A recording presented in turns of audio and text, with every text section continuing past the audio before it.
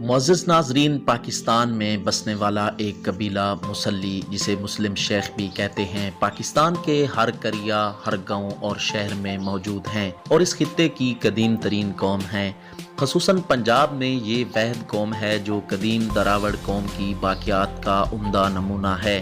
گویا اس سرزمین اور خطے کی اصل مالک یہی قوم ہے اور اس قوم کی تاریخ اس خطے کی تاریخ کا ایک درخشندہ باب ہے۔ صدیوں پہلے اسی قوم نے اس سرزمین پر تمدن کی بنیادیں استوار کی تھیں۔ دور قدیم میں اس خطے کو اگر سونے کی چڑیا کہا جاتا تھا تو یہ اسی قوم کا کمال تھا جس نے یہاں کی بنجر بیابان آبادی اور جنگلات کو کاٹ کر قابل کاشت بنایا تھا، اور اس قوم کی شبانہ روز کی کاوشوں نے اس سرزمین کو گویا سونا اگلنے والی سرزمین بنا دیا تھا۔ لفظ مسلی اصل میں عربی لفظ ہے، یہ غالباً مصلی جائے نماز سے ہی نکلا ہے، لیکن مسلی قوم کو مسلی کس وجہ سے یا کس نسبت سے کہا جاتا ہے، اس بارے میں وثوق کے ساتھ کوئی رائے قائم نہیں کی جا سکتی۔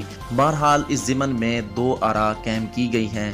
پہلی، جب یہ قوم مسلمان ہوئی تو نماز پڑھنے کی وجہ سے غیر مسلم اور خصوصاً ہندو اقوام نے انہیں مسلی کہنا شروع کر دیا۔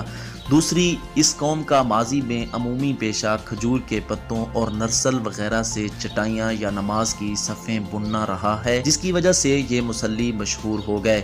ہماری نظر میں پہلی رائے میں زیادہ وزن نہیں ہے۔ اگر نماز پڑھنے کی وجہ سے ہندو قوم نے انہیں مسلی کہنا شروع کیا تھا تو سوال یہ پیدا ہوا ہے کہ ہندوؤں نے یہ لقب باقی ماندہ مسلمانوں اور خصوصاً ہندی نو مسلموں کو کیوں نہ دیا۔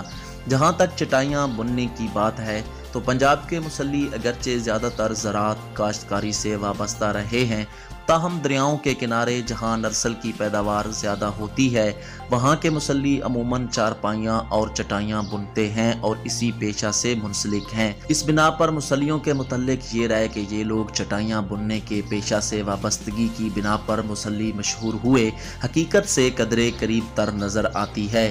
حقیقت یہ ہے کہ پنجاب کے مسلی مختلف پیشوں سے وابستہ ہیں۔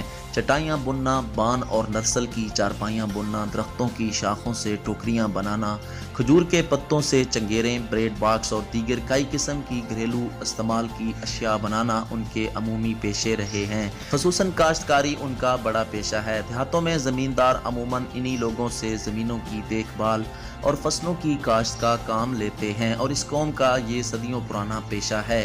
مسلی قوم بلا کی بہادر ہے۔ پاکستان کے زیادہ تر وڈیرے، چودھری، ملک اور خان وغیرہ اپنی ذاتی حفاظت یا گھر کی چوکیداری کے لیے عموماً مسلیوں کا ہی انتخاب کرتے ہیں۔ اگرچہ یہ قوم گزشتہ کئی صدیوں سے غلامی کی زندگی بسر کرتی آ رہی ہے، لیکن بہادری و شجاعت کا عنصر اب بھی ان لوگوں میں بترجہ اتم موجود ہے۔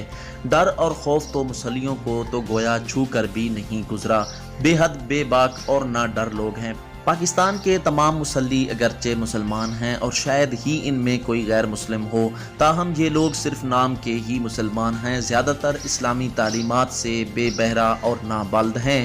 اس کی بنیادی وجہ یہاں کے مسلمانوں کا اس قوم کے ساتھ ذاتی تعصب ہے جو انہیں کبھی اپنی برادری کا حصہ تسلیم نہیں کرتے، وگرنہ اسلام کی تعلیمات اس ضمن میں بالکل واضح ہیں کہ کسی گورے کو کسی کالے پر یا کسی عربی کو کسی اجمی پر کوئی فوقیت حاصل نہیں ہے۔ حقیقت یہ ہے کہ جب اس خطہ میں اسلام آیا تو ہندو، راجپوت اور دیگر قومیں اگرچہ مسلمان تو ہو گئیں، لیکن انہوں نے ذات پات کا نظام اسی طرح اپنائے رکھا جس طرح قبل از اسلام کے دور میں ان میں رائج تھا۔